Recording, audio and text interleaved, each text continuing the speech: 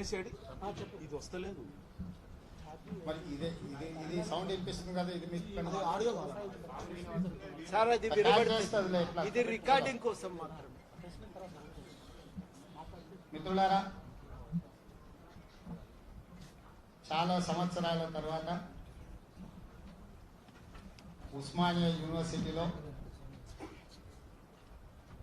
తిరిగి తెలంగాణ చైతన్యాన్ని ప్రదర్శించడానికి మా మిత్రులు, అదేవిధంగా మన పెద్దలు గురుతుల్యులు ప్రొఫెసర్ కోదండరామ్ గారు, హరగోపాల్ గారు, విశ్వేశ్వరరావు గారు, ఇతర యువ మిత్రులు అందరూ కలిసి, గోవర్ధన్ అన్న, చాలా మంది పెద్దలు యువ మిత్రులు శ్రీకాంతాచారి 13వ వర్ధంతి సందర్భంగా తెలంగాణ సమాజం ఉద్యమ స్ఫూర్తిని, పోరాట పటిమను కోల్పోలేదు. ప్రపంచ చరిత్రలో తెలంగాణ అంటే గుర్తొచ్చేది ఉస్మానియా యూనివర్సిటీ. ఉస్మానియా యూనివర్సిటీ అంటే గుర్తొచ్చేది విద్యార్థి ఉద్యమకారులు, విద్యార్థి అమరవీరులు. ఎప్పుడెప్పుడు ఈ సమాజానికి చెదలు పట్టినా, ఎప్పుడెప్పుడు ఈ సమాజాన్ని ఆక్రమించుకొని పాలించాలన్నా, ఆధిపత్యాన్ని చెలాయించాలని ఎవరికైనా దుర్మార్గమైన ఆలోచనలు వచ్చినప్పుడు ఆ ఆలోచనలకు, ఆ విధానానికి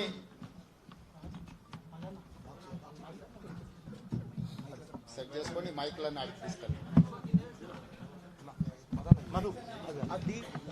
తీసే సెంటర్లో దాని సౌండ్ సెట్ చేసుకో. ఇవన్నీ దాని ముందర పెట్టా, మైక్ సెంటర్ పెట్టి సెకండ్ అలాగా ఆగేలా.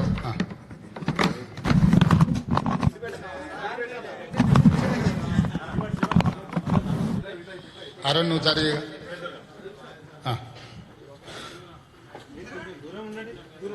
ఈ సమాజం మీద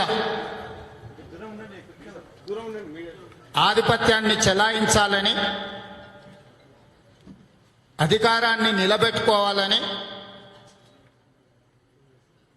తద్వారా 4 కోట్ల తెలంగాణ ప్రజల యొక్క ఆకాంక్షల్ని చిదిమేయాలని ఆలోచన చేసినప్పుడల్లా చైతన్యంతోని, స్ఫూర్తితోని నిటారుగా నిలబడి కొట్లాడిన గడ్డ ఉస్మానియా యూనివర్సిటీ.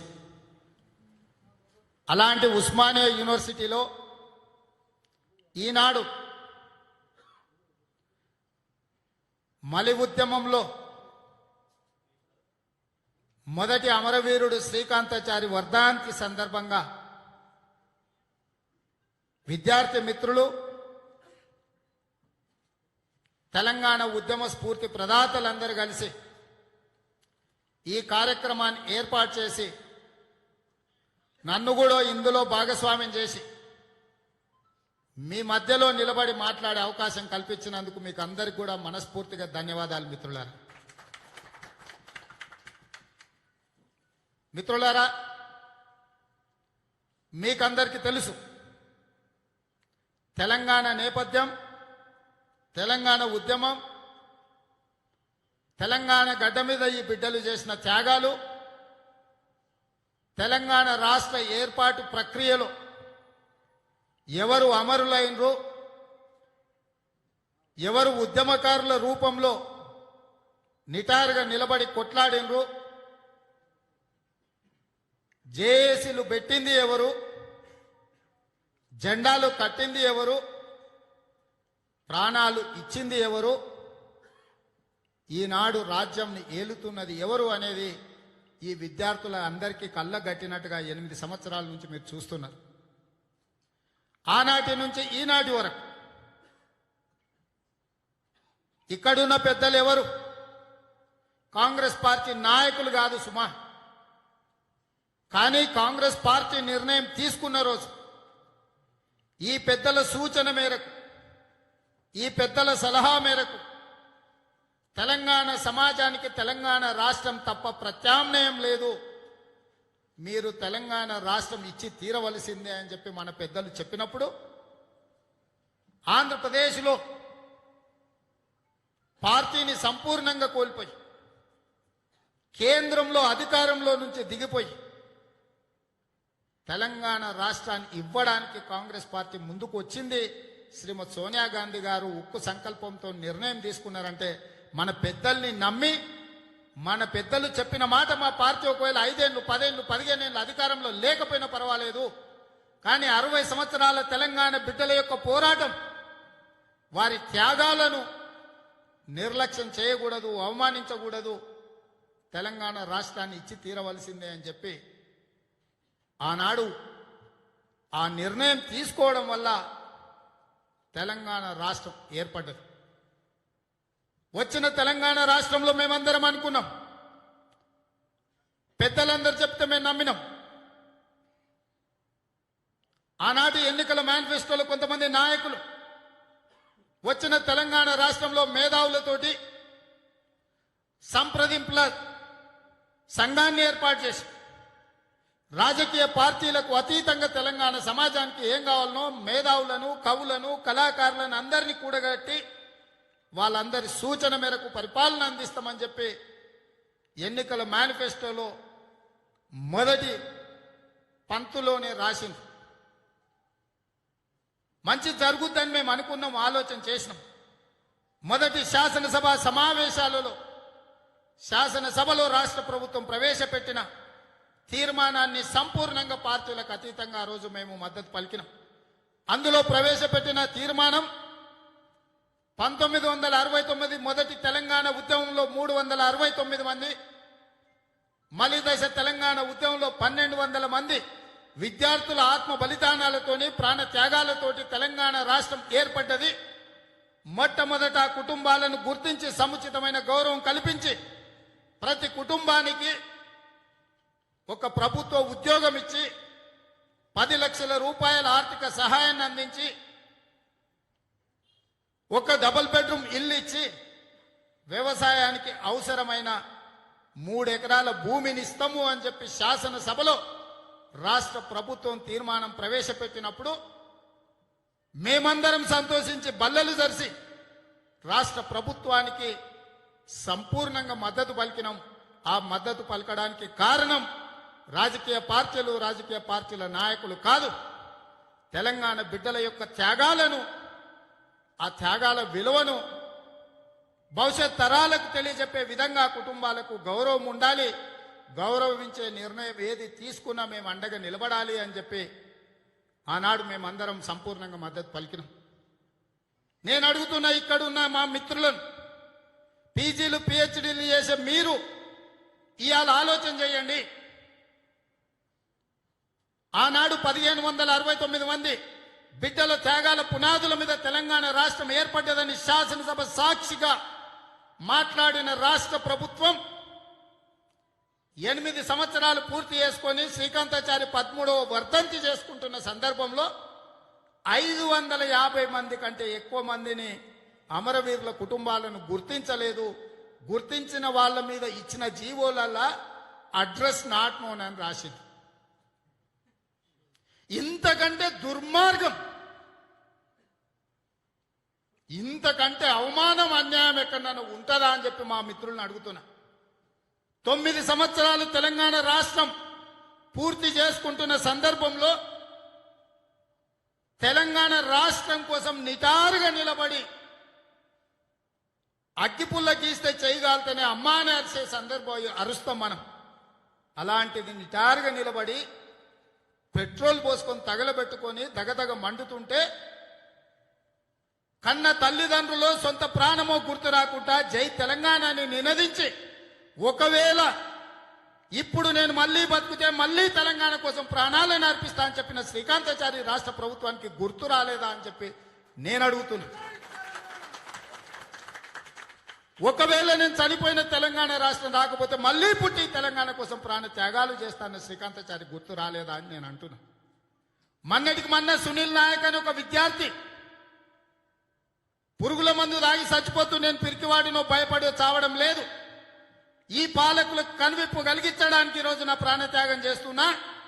కనీసం ఇప్పటికైనా ఈ తెలంగాణ ప్రజల యొక్క ఆకాంక్షల్ని ఏ ఉద్యోగ ఏ నీళ్లు నిధులు నియామకాల పేరు మీద నియామకాలనే ఉత్ప్రేరకంగా పెట్టుకొని నియామకాల ముసుగులో ఒక పార్టీ అందలం ఎక్కిన వాళ్లకు కనువిప్పు కలగడానికే సునీల్ నాయక్ అనే విద్యార్థి ఈ మధ్య కాలంలో ప్రాణ త్యాగారం చేసింది. ఆనాటి శ్రీకాంతాచారి నుంచి మొదలు పెడితే ఈనాటి సునీల్ నాయక్ వరకు జరిగిన త్యాగాలు ఎన్నో. చరిత్ర పుటలలో లిఖించదగిన గొప్ప త్యాగాలను ఇయ్యాల. వాటిని బూజు పట్టించడానికి, ఆ నిప్పును నీవురు గప్పించడానికి రాష్ట్ర ప్రభుత్వంలో ఉన్న పెద్దలు చేస్తున్న కుట్రను మా విద్యార్థి ఉద్యమకారులు గుర్తించాలని చెప్పి మీ మిత్రుడిగా మీ సహచరుడిగా ఈ వేదిక మీద నుంచి మీకు విజ్ఞప్తి చేస్తున్నా.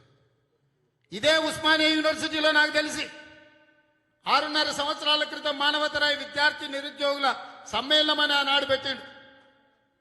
ఆ రోజు నన్ను రావాలని ఆహ్వానిస్తే నేను ఇక్కడికి రావాలని అనుకున్నప్పుడు రాష్ట్ర ప్రభుత్వం శాంతి భద్రతల సమస్య వస్తుంది అని చెప్పి కోర్టుకెళ్లి నిషేధాజ్ఞలు నిషేధించి వేలాది మంది పోలీసుల పహార పెట్టిన ఆ రోజు అర్ధరాత్రి పూట ఉస్మానియా యూనివర్సిటీ ఆర్ట్స్ కాలేజ్ ముందుకు నేను వచ్చి విద్యార్థులకు అండగా నిలబడి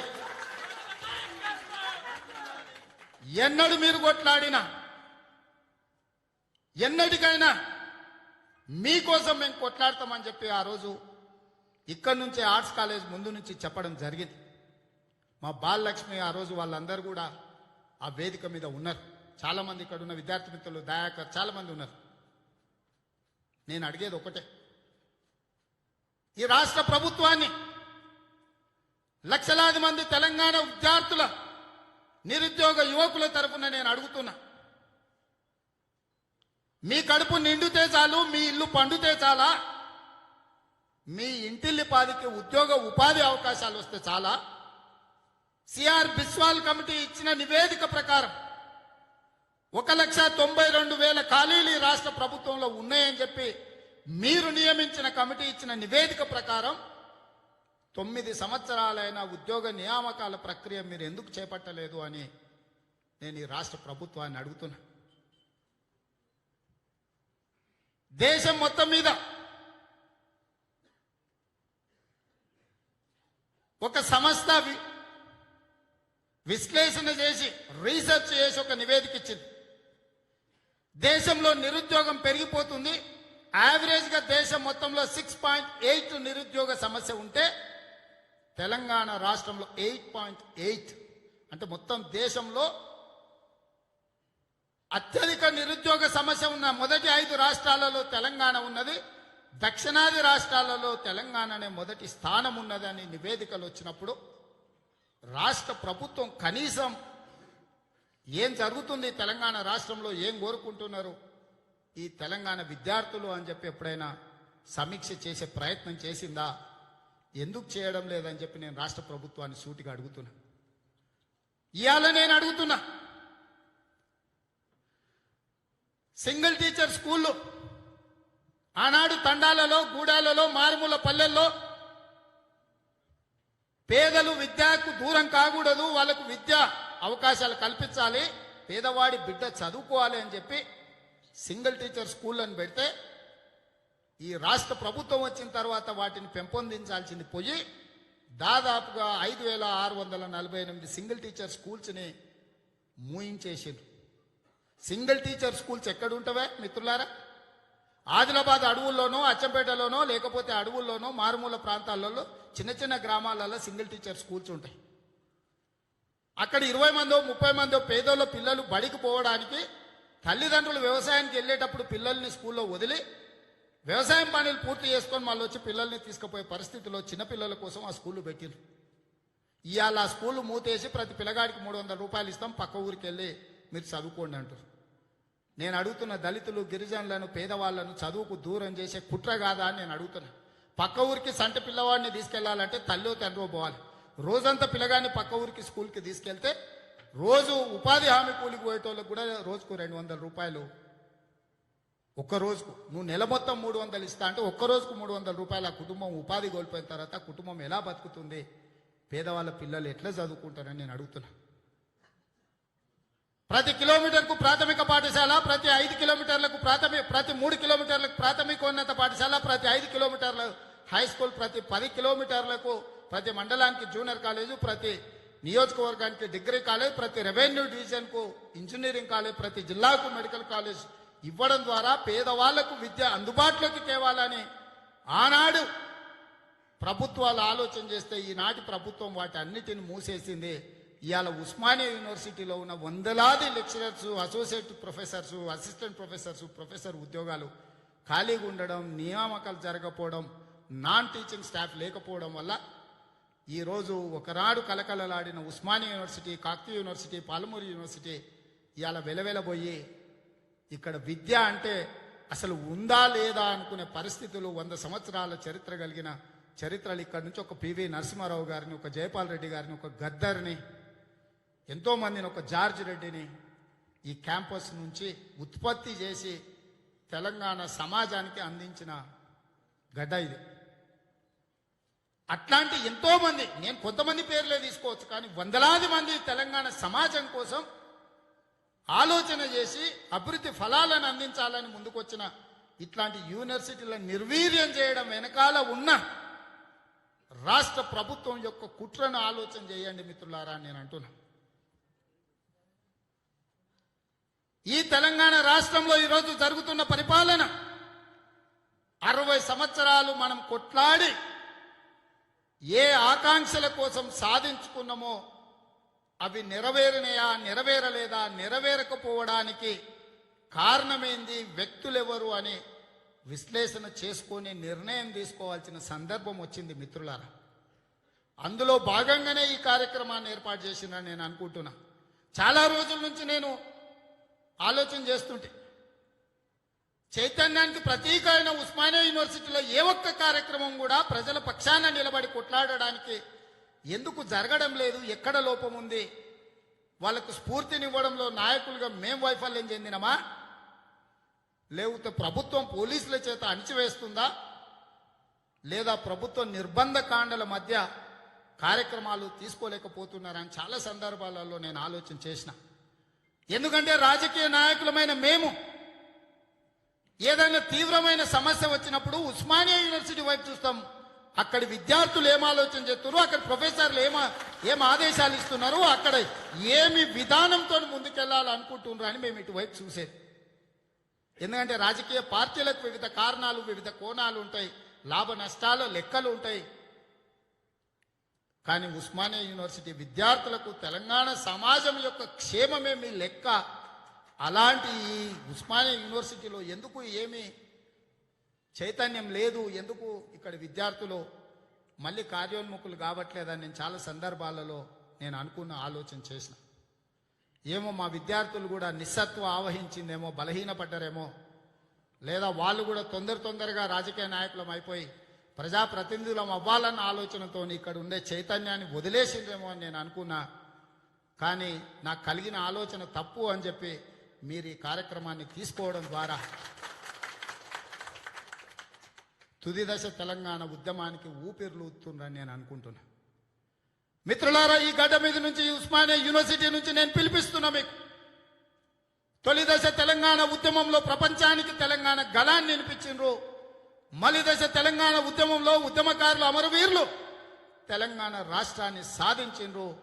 ఇప్పుడు తుది దశ తెలంగాణ ఉద్యమానికి ఊపిరులు ఇదాల్సిన సందర్భం వచ్చింది. ఆకాంక్షలు నెరవేర్చుకోవడానికి, తుది పోరాటానికి సిద్ధం కావాలని చెప్పి మా మిత్రులందరికీ కూడా నేను ఈ వేదిక మీద నుంచి విజ్ఞప్తి చేస్తున్నా. మేము కాదు మీకు ఆదర్శం, మేము కాదు మీకు ఆలోచన ఇవ్వాల్సింది. 69 అమరవీరులు, 2009 అమరవీరులు ఉద్యమం కోసమే పుట్టి, ఉద్యమంలోనే పెరిగి, ఉద్యమంలోనే చనిపోయిన వాళ్ళు మీకు స్ఫూర్తి కావాలి. వాళ్ళ ఆలోచన మీ మెదళ్ళలో చొచ్చుకు రావాలి. మీ పెన్నుల మీద మన్ను కప్పితే గన్నులై పుట్టాయని చెప్పి ఒక కవి చెప్పంగా నేను చదివిన. అట్లాంటి వేదికైన ఉస్మానియా యూనివర్సిటీ నిర్వీర్యం అయిపోయి చైతన్యం కోల్పోయి స్పందించకుండా తెలంగాణ సమాజానికి ప్రతినిధులు కాకుండా ఉంటే ఇది చరిత్రలో క్షమించరాని సంఘటన అవుతుంది. ఇవాళ ఈ వయసులో కానీ ఈ ఆలోచనలో కానీ పెద్దలందరూ వచ్చి ఇక్కడ కూర్చున్నారంటే ఈ స్ఫూర్తిని మనకి ఇవ్వడానికి ఇక్కడికి వచ్చి పెద్దలందరూ మనకు అండగా నిలబడ్డారు. ఇది ఆశామాషిగా తీసుకోకండి మిత్రులారా. ఏదో సంస్మరణ రోజు పెట్టినాం, శ్రీకాంతాచారి గారిని తలుసుకున్నాం, మేధావులను ప్రొఫెసర్లను పిలిచినాం, రాజకీయ నాయకులను పిలిచినాం, కాసేపు మాట్లాడుకున్నాం, ఇంటికి పోయినాం. ఎవరికి వాళ్ళు మళ్ళీ వాళ్ళ రోజువారీ కార్యక్రమాలలో పాల్గొన్నాము అనే ఆలోచన చేయకండి. దయచేసి ఈ కార్యక్రమాన్ని కొనసాగించడానికి అవసరమైన ఆలోచనకు పదును పెట్టండి. ఇవాళ తెలంగాణ సమాజంలో ఎంత దుర్మార్గం నడుస్తుంది అనంటే 60 సంవత్సరాల ఆంధ్రోడు కూడా మన మీద ఇంత ఆధిపత్యాన్ని చెలాయించలేదు. ఇది నిజంగా మనకు పరీక్షా కాలం. ఆనాడు మా కనుచూపులకు భయపడే వాళ్ళు శాసనసభలో మేము లేచి నించుంటే చచ్చుకుంటూ మైకి ఇచ్చేవాళ్ళు, సమస్యల మీద మాట్లాడేటోళ్ళం. ఈ ఉస్మానియా యూనివర్సిటీ లోపలికి పోలీసులు రావాలంటే ఆనాడు 100 సార్లు ఆలోచన చేసేది. ఉస్మానియా యూనివర్సిటీ గేట్ల అవతల నిలబడ్డారు ఆనాడు యాదయ్య. నిట్ట నిలువున కాలి చనిపోయిన రోజు కూడా గేట్ల అవతల పోలీసులు నిలబడ్డారు తప్ప లోపలికి రాలేదు.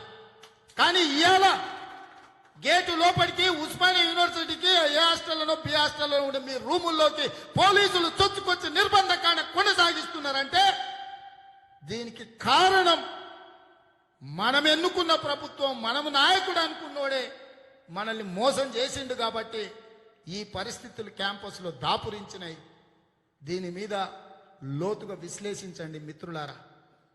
ఆయనకు తెలుసు యూనివర్సిటీలలో విద్యార్థులలో చైతన్యం ఉన్నంతకాలం తెలంగాణ ప్రజల తరఫున గొంతుకై మాట్లాడతారు. కాబట్టి యూనివర్సిటీలను నిర్వీర్యం చేయాలి, ఈ యూనివర్సిటీలలో చైతన్యాన్ని చంపాలి అని కాకతీయ కావచ్చు, ఉస్మానియా కావచ్చు, ప్రతి యూనివర్సిటీలో బోధనా సిబ్బంది నియామకాలు చేపట్టకపోవడం వల్ల చాలా మంది విద్యార్థులు ఎక్కడికెక్కడికో వెళ్ళి విద్యనే వ్యాపారంగా మలుసుకున్న వాళ్ళ దగ్గరకు పోయి చదువుకొని అక్కడి నుంచి అక్కడికెక్కడో బతుకుదేరువు కోసం పోతున్నారు. ఇవాళ ఇక్కడ ఈ యూనివర్సిటీలను నిర్వీర్యం చేయడం వెనకాల కుట్ర ఉన్నది. తెలంగాణలో ఉద్యోగాలు ఇవ్వకపోవడం వెనకాల కుట్ర ఉన్నది. తెలంగాణ పేదలకు విద్య దూరం చేయడం వెనకాల కుట్ర ఉన్నది. ఎందుకు అంటే అది రాచరికపు మనస్తత్వం. మధ్యయుగాల చక్రవర్తులు అనుకునేవాళ్ళు నేనే రాజ్యం, రాజ్యమే నేను అని. ఇవాళ మధ్యయుగాల చక్రవర్తులకు ప్రతీక అయిన చంద్రశేఖరరావు గారు కుర్చీలో కూర్చొని నేనే తెలంగాణ, తెలంగాణనే నేను, తెలంగాణ ప్రజలకు అవసరమైన భిక్ష ఎంగిలి మెతుకులు నేను ఇసురుతా, అవి తిని మీరు బ్రతకండి, మీకోసం నేను ఆలోచన చేస్తా, నా గురించి మీరు ఆలోచన చేయొద్దు, ఒకవేళ మీరు ఆలోచన చేస్తే మీరు పోలీస్ స్టేషన్లలో ఉంటారు, లేకపోతే ఎన్కౌంటర్లలో చేస్తారని, తెలంగాణ వస్తే రక్తం చిందదు అని చెప్పాడు. కానీ తెలంగాణ రాష్ట్రం వచ్చిన తర్వాత ఎన్కౌంటర్లు జరిగినాయి. ఇదే ఉస్మానియా యూనివర్సిటీ విద్యార్థి వినాయక్ అనుకుంటా నేల కొరిగిండు. దీనికి కారణం చంద్రశేఖరరావు గారు కాదా అని నేను అడుగుతున్నా. ఇవాళ నేను అడుగుతున్నా, నక్సలైట్ల ఎజెండాని నా ఎజెండా అన్నాడు ఈ రాష్ట్రంలో కుర్చీలో కూర్చున్న పెద్ద మనిషి. నేను అడుగుతున్నా పెద్ద మనిషిని, నేను నక్సలైట్ల ప్రతినిధిని కాకపోయి ఉండొచ్చు కాక ఆలోచన విధానాన్ని తెలిసినోడిగా అడుగుతున్నా. నక్సలైట్ల ఎజెండాలో నీ కుటుంబంలో ఉండే వాళ్ళందరికీ పదవులు ఇవ్వాలని, నువ్వు ముఖ్యమంత్రి కావాలని, నీ కొడుకు మంత్రి కావాలని, నీ బిడ్డ ఎంపీ కావాలని, ఎంపీ కోడిపోతే ఎమ్మెల్సీ కావాలని, నీ అల్లుడు మంత్రి కావాలని, నీ సడ్డకుడు కొడుకు రాజ్యసభ ఇవ్వాలి అని ఏ నక్సలైట్ల ఎజెండాలో ఉంది అని చెప్పి నేను ఈరోజు వాళ్ళ ప్రతినిధిగా, వాళ్ళ ఆలోచన తెలిసిన వాడిగా నేను ఈ రాష్ట్ర ప్రభుత్వాన్ని అడుగుతున్నా. ఎక్కడికి పోయింది ఆ రోజు నువ్వు చెప్పినా నీ ఎజెండా నక్సలైట్ల ఎజెండా అన్నావు కదా? నక్సలైట్లు నీకు ఉద్యోగాలు ఇవ్వద్దని చెప్పిండ్రా? ఉద్యమకారులను గుర్తించొద్దని చెప్పిండ్రా? అమరవీరుల కుటుంబాలను గౌరవించొద్దని చెప్పిండ్రా? అమరవీరుల కుటుంబాల పెద్దల్ని ఆదుకోవద్దని చెప్పిండ్రా? చట్ట సభలలో అమరవీరుల కుటుంబాల యొక్క ప్రతినిధులను ఎమ్మెల్సీగానో, ఎంపీగానో, రాజ్యసభనో, ఎమ్మెల్యేగానో ఏ ఒక్కరికి ఇవ్వద్దు, పార్టీ ఫిరాయించిన సన్నాసులను, సంచులు మోసటోళ్లను, మన సావులకు కారణమైన వాళ్ళను మంత్రివర్గంలో తీసుకోమని ఏ ఎజెండాలో రాసిండ్రని నేను అడుగుతున్నా. ఏ ఎజెండాలో ఉంది? శాసనసభలో తెలంగాణ ప్రజల తరఫున ఎన్నికైన ప్రతిపక్షాల గొంతు నొక్కి ప్రజా సమస్యల మీద మాట్లాడనివద్దు అని ఏ ఎజెండాలో ఉందని నేను అడుగుతున్నా. ఈ తెలంగాణ సమాజం నీళ్లు నిధులు నియామకాల కోసం కాదు, స్వేచ్ఛ, సామాజిక న్యాయం, స్వయం పాలన కోసం కొట్లాడినరు. ఇవాళ మాకు ఇచ్చే షాది ముబారకో, కళ్యాణ లక్ష్మో, డబుల్ బెడ్రూమ్ ఇల్లో, లేకపోతే నువ్వు ఇసిరే ఎంగిలి మెతుకులో కొనుగోలు చేసే ప్రజా ప్రతినిధుల కోసమో తెలంగాణ రాష్ట్రం తెచ్చుకోలే. తెలంగాణ రాష్ట్రం ఆధిపత్యం నుంచి బయటకు వచ్చి తెలంగాణ ప్రజలు స్వేచ్ఛగా తమ భావజాలాన్ని, తమ అభిప్రాయాన్ని, తమ పరిపాలనను స్వేచ్ఛగా చెప్పుకొని పరిపాలన చేసుకోవడం, స్వేచ్ఛ కోసం తెలంగాణ సమాజం తాపత్రయపడ్డది. నిజాం నవాబులు కూడా అభివృద్ధి చేసింది. ఉస్మానియా యూనివర్సిటీ, ఉస్మానియా హాస్పిటల్ ఇవాళ ఉన్న అసెంబ్లీ నుంచి మొదలు పెడితే ఈ రాష్ట్రంలో ఉన్న పెద్ద పెద్ద ప్రాజెక్టులన్నీ కూడా నిజాం నవాబులే కట్టిండ్రు. అభివృద్ధి నమూనా అయితే నిజాం నుంచి విముక్తి కోసం ఎందుకు కొట్లాడినరు? సాయుధ రైతాంగ పోరాటం ఎందుకు జరిగింది? అభివృద్ధి ఒకవేళ ప్రాతిపదికనే సంక్షేమ పథకాలే అనుకుంటే ఔటర్ రింగ్ రోడ్డు, హైటెక్ సిటీ లాంటి అభివృద్ధి కార్యక్రమాలు, పెన్షను, ₹2 కిలో బియ్యము, జనతా వస్త్రాలు చాలా మంది సమైక్య పాలకంలో వాళ్ళు ఇచ్చిండ్రు. వాటితో తెలంగాణ సమాజం సంతోషపడలేదే. ఎందుకు రాష్ట్రం కావాలనుకున్నది? మా మీద ఎవడి ఆధిపత్యం ఉండొద్దు, మేము స్వేచ్ఛగా బ్రతకాలనుకుంటున్నాం. స్వేచ్ఛ కోసం ఆనాటి నిజాం నవాబులను పొలిమేర్లు దాటే వరకు, దిగంతాల వరకు తరిమి కొట్టిన చరిత్ర ఈ ప్రాంతాన్ని. సీమాంధ్రుల పరిపాలనను సరిహద్దులు దాటించిన చరిత్ర ఈ తెలంగాణ బిడ్డలది. ఇవాళ మా స్వేచ్ఛను గుంజుకొని షాది ముబారకో, కళ్యాణ లక్ష్మో, లేకపోతే ఎంపీటీసో, జడ్పీటీసో, లేకపోతే ఇసుక కాంట్రాక్టులో, లిక్కర్ కాంట్రాక్టులో, వీటి కోసమా తెలంగాణ సమాజం కొట్లాడింది? సామాజిక న్యాయం ఎక్కడున్నది? సామాజిక న్యాయం అనుకుంటే ఆయన అనుకుంటుండే ఆయన సామాజిక వర్గానికి 4 మంత్రులు ఇచ్చి 40 మందికి ఎమ్మెల్యే టికెట్లు ఇస్తే సామాజిక న్యాయం అయిందని. ఇవాళ ఆయన ఏంది, కొడుకేంది, అల్లుడేంది, దయాకరావు ఏంది, వీళ్ళందరూ ఎంతమంది ఉన్నారు? 50% బలహీన వర్గాలు ఎక్కడున్నారు? మా మాదిగ బిడ్డలకు 12% ఉన్న మాదిగ బిడ్డలకు మంత్రివర్గంలో స్థానం ఎక్కడుందని నేను అడుగుతున్నా. 5 ఏళ్ళ ఆడబిడ్డలకు మంత్రివర్గంలో స్థానం ఇయ్యలే. సామాజిక న్యాయాన్ని బొందబెట్టి పాతరేసిండు చంద్రశేఖరరావు గారు. ఇక స్వయం పాలన గురించి చెప్పాలంటే ఎంత చెప్పినా తక్కువ. మీరు ఆలోచన చేయండి మిత్రులు.